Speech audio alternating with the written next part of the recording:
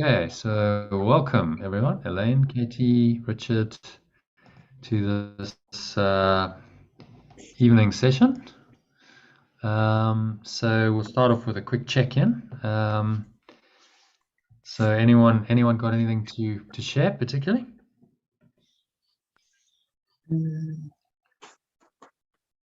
Anything coming up? Resistance to doing the exercises you mentioned today? Resistance, yeah. You don't want to do them? Right, no, don't want to do them. So I thought it was about it. I want to do, like, I really don't want to do them. So I thought, oh, look, I'll listen to your session. So like, I don't mind doing I don't mind doing work as long as I don't have to participate. Somebody made the point, and it was Marlene. And he said, "Can you come up?" There's another one, and she said, "You don't want to participate in your own life." And he said, "Oh, that's very interesting." I remember you are a non-participant in your own life. And that's quite something. How do you not participate in your own life? Did it resonate? Did it resonate with you? Yeah, because I don't want to participate in my own life. That's why I don't want to do this exercise, even though I know how important it is. Yeah. I do want to do it. I do need to do it. I am actually signed up to this course to do such an exercise. So, what exactly is the problem? Well, it's resistance. And it's not just that exercise. It's just because it's an exercise. It's the effort.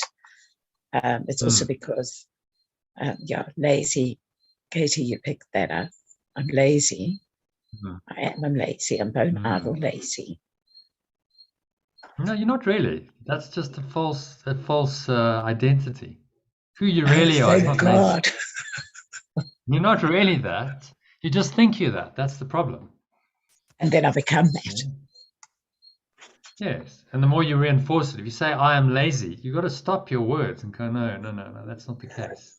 Yes. I'm not. I'm resistant. Right? I noticed because laziness is resistant. It's like, oh, okay, no, it's too much effort. It's resistance.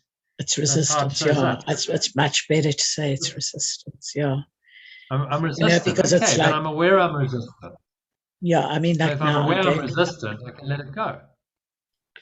Yeah, but now I'll give you another example. So this weekend we're having this week away. It's not a weekend; it's a whole week. And so I need to pack, and there's quite a lot of things I need to remember, and I need to pack. And I mentioned this to you before: is I will leave my packing till the last moment, and I don't want to do that. I want to be organized and well packed a day or two before. I've never done this in my life. This is what I want. Why don't you just pack tomorrow then? Like, for the same reason I can't do this exercise. It's the same thing. Okay, so you observe the resistance. You go, okay, I have a feeling like I want to do it, but I don't want to do it. Okay. All right, well, let me meditate on that. I'll do a little preparation. I'll get into a nice deep state. And I'll observe those patterns. Like, let me observe thoughts and emotion. Let me observe how this feels. And you go, is this really serving me? Is this a nice feeling? Does it serve me? Because you've split your mind. On the one level you want to do it, another one you don't. It's classic split mind. And you've got to let go of one of them, right? You can't in truth let go of the impulse to do it because you need to do it. You need to pack. It's a given. You have to do that. So you can't really let go of that. So you can let go of the resistance. Just go, okay, well, it's just a thought and a feeling. That's all it is. Just a thought and a feeling. It's stopping me from actually, and it's stopping me from participating in my own life. Wow. So it's symbolic of a pattern. If you're aware of the pattern, then you can release it. You can say, okay, I'll do some meditation with it. I'll practice the lesson on it. And it's a letting go of the feeling. What is it? It's a thought and a feeling. Thought, feeling. Hyphenated. That's all it is. I'm going to let go. Well, you can. I could have the most profound change in my life. You can go into a meditation. You can observe the pattern. We'll do one tonight. Observe the pattern and go, okay, I'm observing, what does that feel like? What does it feel like when I procrastinate? What does it feel like when I don't want to do things that I know are good for me? I don't Okay, so like you the observe the feeling. feeling. I don't Okay, like the so feeling. observe the feeling. And I can Okay, feel it, I so can see it. observe it and then go, okay, I don't like this. Okay, but then the only solution to this problem is to let it go. There's no other way. I don't like this, but I'm maintaining it in my own mind. So that's not at all intelligent or smart. I'm just creating a lot of stress for myself. And you see the logic of that, and you're okay, but I can actually let it go by using an idea. You can use a course idea, a course lesson. You can use your breath. You can use your physiology to just drop it, relax into it. Be like, okay, all of these things can help you to let go of the energy, because that's all it is. Emotion Resistance. is an What I energy in need to motion. let go of is the resistance. Right. So and what is resistance? It's made up of thought and feeling. Right? It starts with thought, becomes an emotion, then you feel it in the body. So if you just observe those sensations and you're able to be neutral, and you're able to just look at them and go, okay, I'm observing the feeling. There's a feeling of how does it feel? Tight in your stomach? Does it feel like you tight elsewhere in your body? You clenching your jaw? You like, what does it feel like? What does that resistance feel like? And so by observing the sensation in your body, sensations in your body, you can observe emotion, you see, which is quite a good way in to starting to observe, okay, well, this is how I'm feeling. And then if you can just observe it and not react to it, okay, I'm just observing the feeling, and I'm not letting myself dwell on it. I'm not allowing that feeling to become deeper, to become more powerful. In fact, I'm zooming out of it. I'm just observing it. Then there's an awareness there. It's a higher awareness. And then, okay, I can actually, you can make a decision to let that feeling go. It's like, all right, I can observe it. Doesn't feel that pleasant, but it's just a sensation. And I can just release this. I can just dissipate this. I can bring the awareness to it. And immediately you start to go into higher awareness. It does start to dissipate. And the course is teaching as well, you can also choose to let it go or forgive and consciously release. Okay, that thought, that That's what you emotion, would do. I'm aware of it and I can That's release what, it. yeah. That's what you were talking about today, that forgiveness. And also the Ho'oponopono is also just to forgive yourself that you actually bring this upon yourself. Like, why? Like, I'm sorry. I did this. But I don't have to keep doing it, you see. So I acknowledge the error and I recognize that, I've made an error, and then I can release it, because it's only an error as long as I hold on to it. As long as I hold on to the thoughts and feeling in my mind, it maintains. So I have to be able to be willing to let it go in order to free myself. And that's practice.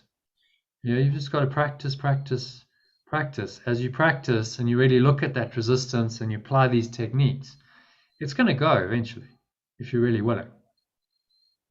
But then that's the question. You see, what do you really want? Are you really willing?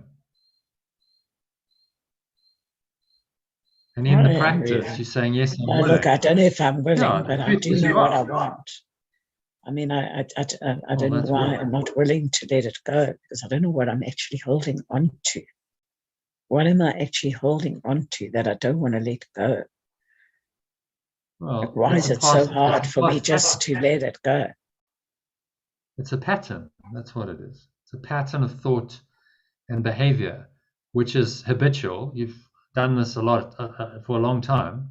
No, since I was a child. Yeah, so it's a pattern. So that's habitual. It's thought, emotion that's got entrenched into your body. You kind of now so-called wired up that way. It's like a hard wiring. Yeah, it was like I would not do my school homework. I could not do my school, and I had exactly the same feeling in my body why I could not do my homework. But occasionally, once in a blue moon, when I I love doing my homework. And then I'd go to class, know what was going. Yes, yeah, I could come right so fast, but I couldn't. It's exactly the same thing. Wasn't that a long time ago? It was quite a long time ago. But now this is where its root is, if not before that, because that was, I mean, this could have been even before I went to school. I don't know if I try and identify that feeling of resistance, because I can feel it at school, like if I that resistance to do the work. That an authority issue. Was there any incident? Authority. Rebellion against authority could be. Was there any issue that triggered it? So like a trauma that triggered it? Can you remember?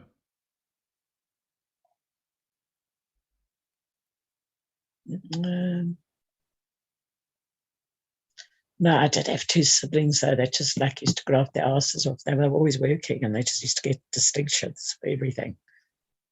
And I think that could have had something to do with it. That I was not going to put myself up for that test. So you were like, you didn't want to be like them, or you didn't want to be compared to them? It was a fear of failure. That maybe I wouldn't get the distinctions. Even if I did put in, because they worked, hey? Yes, see, they worked. They worked for their distinctions. Let me tell you something. They had a why, a purpose. They were driven. They were driven, but they come home and they used to work. Like they used to, like it wasn't a problem for them. But you didn't have a why at that stage. I think they were just. I think if they had a reason, it was just to be the best. That was their reason. I could have had the same reason. I would have liked to have been the best as well. I can't deny that. It's very nice to be first. But you just weren't ready at that stage, perhaps. And I don't think it was a case of readiness. I think it was a case of fear that I would not. Maybe I wasn't as clever as they are. I wouldn't be able to do it. Maybe I'd work that hard and I wouldn't get the same results. So then you wouldn't try. And I would feel and then I would feel judged. I'd feel stupid. And so you didn't try. I'd feel less. So I was already not feeling worthy, obviously, because if I was feeling worthy, I wouldn't have had that fear. This is the pattern, Elaine. This is why you need to do exercise 5, because this is what it all comes down to. It's the core program, right? What's the core program? What's running the show? And that's what exercise 5 reveals. What is your core belief? And that's behind the resistance.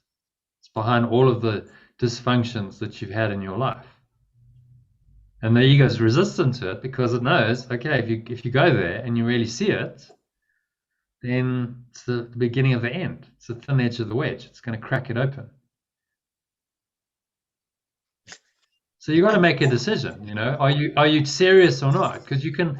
I know many people, like they say they're on a spiritual path, and they'll kind of dabble around. They'll be like, oh, you know, that's nice, and I'm doing this, and I'm doing that, but when it comes to the core.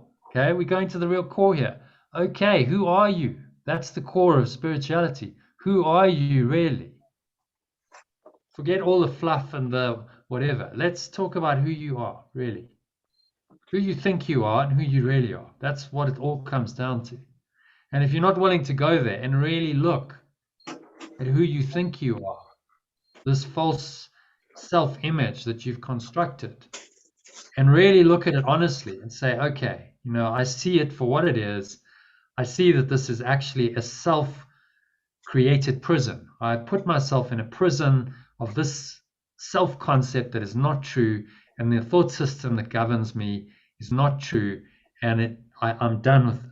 And you really, you make that decision to say, it doesn't matter what it takes. I'm done with this. I'm going to undo this. Then you make spiritual progress. Otherwise, you're just fooling around on the surface. And the ego is quite happy for you to flit around and go here and do this retreat and do this ceremony and try this modality. And And it's all window dressing unless you get to the core.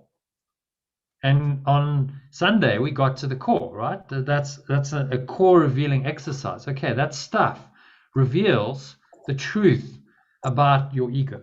It's not the absolute truth of who you are, but it's the truth that you believe. That's the thing. It's the truth that you believe, that you have believed, that you continue to believe, and it's evidenced by the fact that you have these patterns still. It means there's still the resident program is still there, and it doesn't want to let go. It doesn't. It's deep seated. It doesn't want to let you go because it's like an entity. It's controlling your mind. This is what the ego is. It's an entity, just a thought system, just a bunch of thoughts and beliefs that are false, but it it's seems in to power. have its own It wants to stay in power, just like the governments of the world want to stay in power. Your ego wants to stay in power.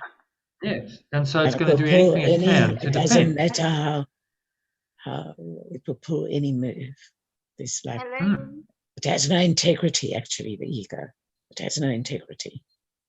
No, it doesn't. But if you start to see it, and then you just have to find a core within you that says, you know what, like your game is up. I'm done with this. You have caused me too much pain and too much suffering and too much misery and too much dysfunction. It's like leaving a narcissist.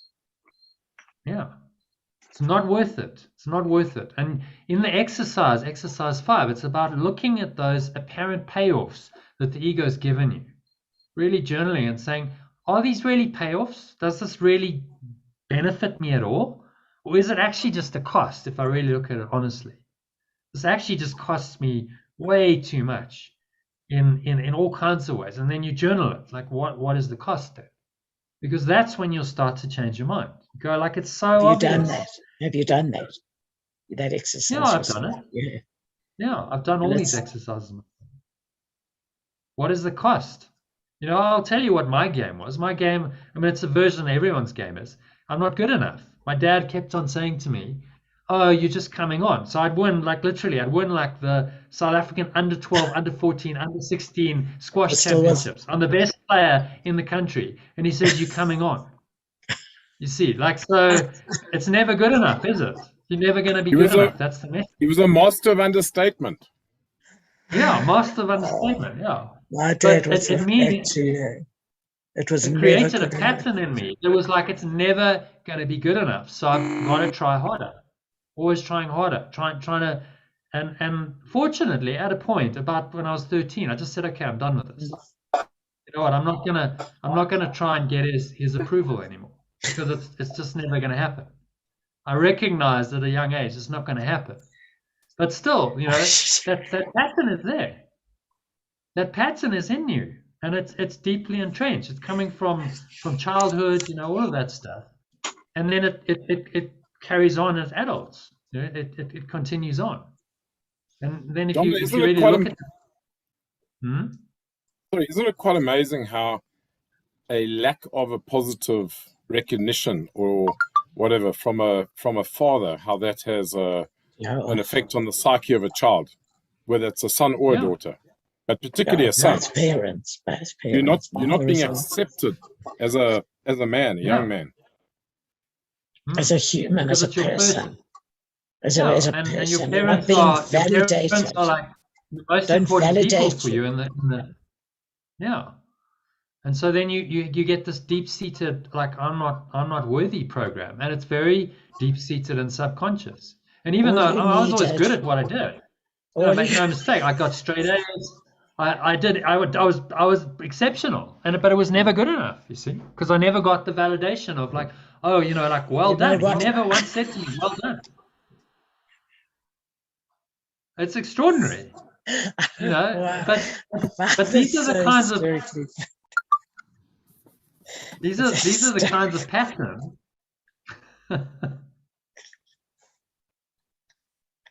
Shit, man. You know what he needed your dad was to say, well done, my boy, you are the champion. Come, let's go celebrate. Yeah. Well done. Yeah. That's all you need. It's like, I know he'd always say to people like, oh, how's Jono doing? So I've just won the like South African championships. Oh, he's coming on. You know what I mean? Like, and you kind of go like, Like it's never going to be good enough. I'm never going to be good enough because it doesn't matter what I do. It doesn't matter what I do. It's not going to be good enough. How British was your father, Jono? Oh God! No, he's not British, but it's just like that kind of mindset. But it's the era when you didn't give praise. What was his parents like? Doesn't happen. Where did you meet your his parents were even worse. You know, his parents were like even worse. To him, so I understand where he got it. My dad's parents were Protestant Scottish, right. Calvinistic. Okay. Kids should be seen and not heard. That kind of style. Yes. And everything was like, not happen. Everything was, you're coming, like an understatement. You're coming along. Coming on. You're the best, but you're gonna be like so much better. You know, you're already on top, but you're gonna be on top. And it's kind of like a backhanded encouragement. I kind of see a problem about talking about parents, because when it's all my making, shouldn't I look at my addiction to feel guilty and suffer? Because even I feel like when I come to this planet, I could have parents who would kiss. It wouldn't matter, even if they would kiss my feet, give me everything I wanted, I still would feel guilty. Yeah. I still would have felt unworthy. They couldn't have made it right. I set it up. I set this whole world up for it. So I think, Elaine, I just thought maybe you want to sit and just feel the suffering and how you are addicted to suffering, because I am. I mean, when I'm in the ego thought system, it's not about other people. It's not about them. Yeah. No, I agree. Well, what you got to recognize is that it's your own pattern, right? So yes, my father was certainly a trigger for that. But then I created that. You know, you choose your parents. All of this is a setup. So you set yourself up for this unworthiness, and then the world gives you the feedback you're unworthy. But you came in with the program of unworthiness. That's your karma. You came in thinking that you're less than, and then that plays out in your life. And the only way you're ever going to change it is through your own decision. To say, no, you know what, actually, I am that. I am worthy. I am enough. And it's not about anyone else. What anyone else says is irrelevant. I am that because I know it in myself. And that's what this exercise is designed to accomplish. And no one can do that for you, Elaine. Absolutely no one can do that for you. Yeah. It's your own. It's quite a revelation actually to realize we're all in the same boat, because especially like we were talking, John and I, about divorce and acrimonious and mess up the kids. And you carry this guilt, that you screwed your children. Your children are fucked up because of you. And then your friend and this one and the other one, who appear to have have brought their children up properly with, much better job than you, they're okay, but they're not any more okay than you are or your children. We all have our own little version to deal with. Yeah, we do. And all you can do, the best you can do, Elaine, is be your best self. Is if you can let go of your own unworthiness program and really collapse that, then you're the best self for everyone. You're the best for your children, you're the best for your friends, you're the best for the world, and you show up in your power and in your integrity. That's the best you can do. And that's not selfish. That is enlightened self-interest. Yes, you will feel better, you will feel happier and more peaceful and more joyful. But you can then make an impact on other people, because that is what everyone is looking for. Everyone is looking for that essence that you found. So then you become the light of the world, because you have found the truth in you and you live it, and people can see that. And then you can inspire other people. They go, well, what are you doing? How did you do it? And then their journey starts. Then their own hero's journey starts, because you bring your gifts back to the world. You've done the journey. You've gone through the abyss of death and rebirth. Remember, this is hectic. This is a death and a rebirth. The old self has to die. There's no alternative to this. There's some parts that say, no, well, you can kind of, ego can go along with you and you need the ego. Not this part. It's saying the ego must die. Very simple. The ego has to die in order for you to become your true self, because the two are incompatible. And that's not an easy process. And there is huge resistance. And anyone who says otherwise is lying. It's just not the case. Everyone faced resistance. Jesus faced resistance. Buddha faced resistance. You think they didn't face resistance? Of course they had resistance, but they were just willing to persevere through it and say, okay, I'm not giving up here. I'm just going to go through this.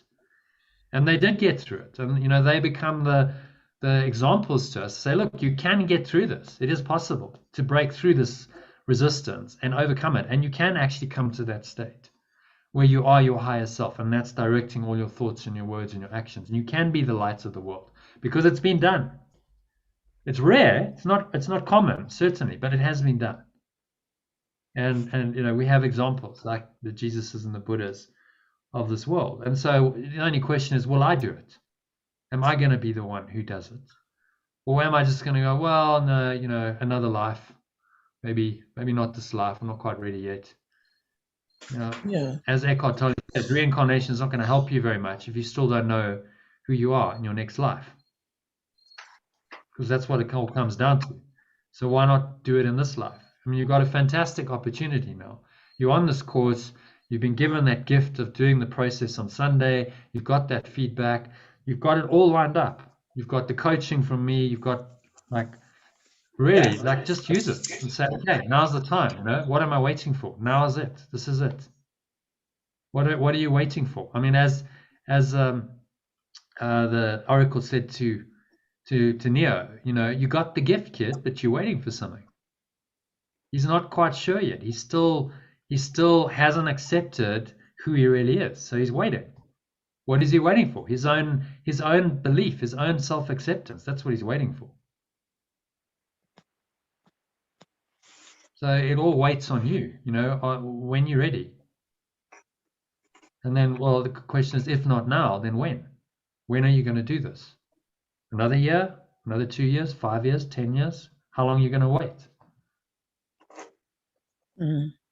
It's now. The opportunities are rising right now. You're doing this course. The Spirit's brought you to this point. Okay, well, just be willing to go through it. So it doesn't matter what the resistance is. I'm going to go through it anyway. I'll just do it anyway. And you've asked me to coach you as well, so I can help you. We can do a session. I'll take you through exercise 5 in the session. Okay, so let's do it. Good. Write it out now. Okay, so what are the points? What are your payoffs? Well, you see, I don't know what my payoffs are.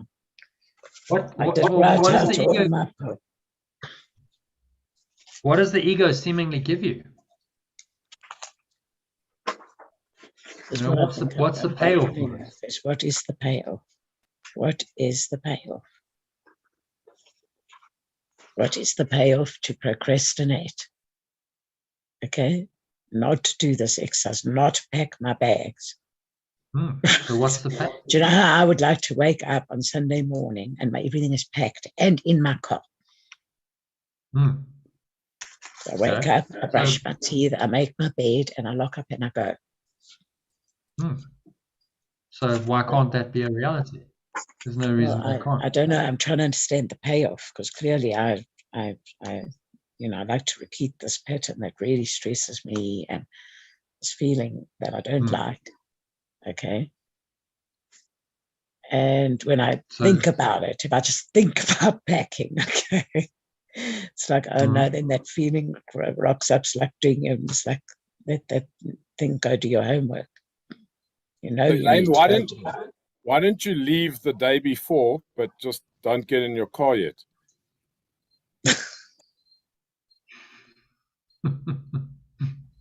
Mentally leave the day before. The problem is she's going to go, no, but that's not true. I mean, I wouldn't be able to fool myself in that way. No, I'm too, unfortunately, no. I tell you what, Elaine, let's do a session. Let's do a coaching session, okay, in the next day or two. Yeah.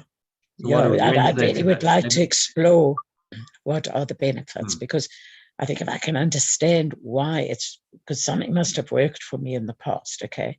Because that's why we develop these patterns, which no longer serve us, but at some point they must have served us, because that's how the ego would have convinced you that's the thing to do. Well, it never really serves you, but it's a false sense of serving you. So, I don't do something, and so you look back to your childhood. I don't do something. I don't do my homework. What does that do? That protects me from failing. That protects my self-image. From failing, that protects me from failing due to not having, from judgment and rejection. It prevents me from failing. In spite of having worked very hard to succeed. That's what it protects you from. And it protects me from the judgment of my siblings and my parents and everyone laughing at me and saying, oh, well, you tried so hard and you just didn't quite cut it. And so there's a protective mechanism there, right? Deeply seated. As a child, these patterns then get established. Oh, okay, so now your ego starts to form and tells you that procrastination is a good thing, because this is going to protect you. It's going to keep you safe. So there's the payoff. And then you apply it to everything. Yeah, and then that becomes a pattern that you just continue on, even though it makes no logical sense, because no one is going to judge you as a failure if you don't pack or not. It's entirely, your own experience of it. And yet the pattern continues. So, in that childhood situation, the ego argued it served you. Truth be, it didn't actually really serve you. It never serves you. But there was apparently a good reason for it. But that's long gone. So you just got to look at that and be willing to collapse that pattern and say, look, that's just not true anymore. It never was actually true. That didn't really protect me, because if I'd actually worked hard, I may well have got the A's, and then I would have shown that I'm worthy. I would have gone, yeah, actually, I can do this. And that would have really empowered me, instead of going along going, well, actually, I can't do this. And then you felt a little bit kind of less than. And then I probably would have been packing my bags as well without a problem. Quite possibly, because you would have established a good habit. You would have established a good habit. But, so it's looking at the pattern and then being able to see, okay, I can see what the payoff was, but there's no payoff now. It's only a cost. Is there payoff now? Does it give you anything that you want? Does it serve you in any way? And, if you're really honest, you have to say, no, it's just a cost. This is just costing me. It's costing me my peace of mind. So every time you've got to go somewhere, it costs you a peace of mind for a week in advance because you're stressing about it. I mean, is that worth it? If you really just want peace of mind, is that kind of anguish that you put yourself through, is that at all worth it? Yeah. And so it's just to explore all of this and say, okay, let's just see. Put it down on paper and just see. And if you can really see that this is just a cost, this is not doing anything for you, this is just costing you, why would you want to continue on with that belief? And then you start to weaken it. And it's like, well, there's really no point to this belief system anymore. It never really worked. It certainly doesn't work now. There's no point. And then you can start to collapse it. Yeah. And then you do it. So part of the exercise is don't just do it mentally and emotionally. Do it in the physical, because then you act it out. You go, okay, so you're going to do the exercise.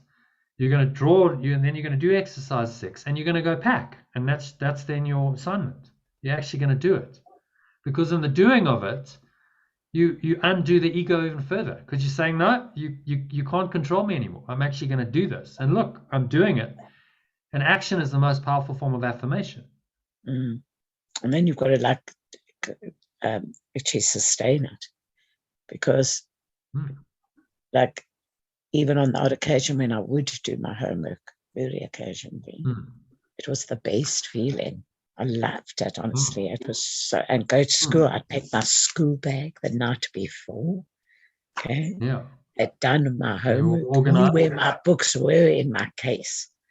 Start the class, teachers play books, and there you are now ready to learn more. So it was a good experience, but I still went back to the old pattern. So it's really, I think one's got to work hard to change it. Well, it's like ongoing spiritual practice. So ongoing, you're doing it as these patterns arise. Not to say you do the name of your game and then, okay, that's it. But at least you're aware of it. At least you recognize the pattern and you recognize, okay, so what is this really about? What's at the root of this procrastination, this resistance? Okay, no, it's just that old unworthiness program. And it's actually just my core belief coming up again, and I'm aware of it. So the moment you're aware of it, then the ego is not fully in charge because there's an awareness. And then the pattern can't fully govern you. And then through this process, you've got various ways of letting it go. There's 10-step letting go processes, there's Ho'oponopono, there's advanced letting go techniques, there's breath breaks, there's meditations. There's lots of ways that you can use to let it go. And so then you've got, the techniques, you've got the ability, you go, okay, well, let me just do this. Let me do a process. Let me do a meditation and actually let go of that feeling. And every time you do that, you weaken the ego's hold even more. So eventually that pattern, it's just a thought emotion pattern, just dissipates because you haven't fed it anymore. You're just not energizing it. And then you're free of it. And that might take a year or 2 or 5, who knows? But there's no other way. You've got to start now. So we'll start tomorrow. We'll do a coaching session tomorrow. Are you going to leave me off for tonight?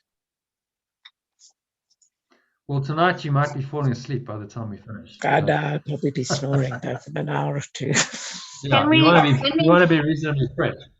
Can we read in a textbook as well? Yes, let's get Can on. we read in the text? I think I think I heard this enough about that Elaine needs to do it. It's like, okay, can we go on? The lesson. Okay. Sorry, guys. We can move on. No, but it's useful for everyone because everyone has these patterns of resistance, and it's like, okay, so how do you overcome it? This is not a unique situation. No, it does apply. How do you overcome it? And that's what it's about. So I'm not saying it's easy, but you've got to just do the spiritual practices. That's what overcomes it. You do the practices and it starts to undo it. Okay, so let's have a little look at the lesson again. It's a pretty short lesson, so really just one paragraph to read. Elaine, if you can read that for us. And then we'll go into some practice. I see no neutral things. This idea is another step in the direction of identifying cause and effect as it really operates in the world. You see no neutral things because you have no neutral thoughts. It is always the thought that comes first, despite the temptation to believe that it is the other way around. This is not the way the world thinks. But you must learn that it is the way you think. If it were not so, perception would have no cause and would itself be the cause of reality. In view of its highly variable nature, this is hardly likely. Yeah. So it's not that we perceive things and then we think about the way we're perceiving them. It's we think first in a manner that is not a neutral manner of thinking that creates this image, perception. That creates this perception, which is not real. And it's certainly not neutral. What happened to Jono there? I don't know, we seem to have lost him. He had power, maybe it's because the power cut. Yeah, the power, yeah. I need to go, bye. Oh, shame, Katie. No shame, no shame. Okay, darling, we'll see you tomorrow. Okay.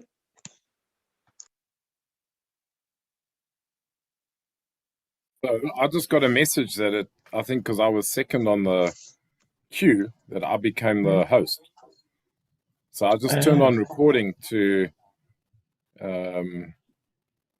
record, if necessary. But I think if Jono's battled with power, he's probably out of action for now. Because remember, this is on his channel.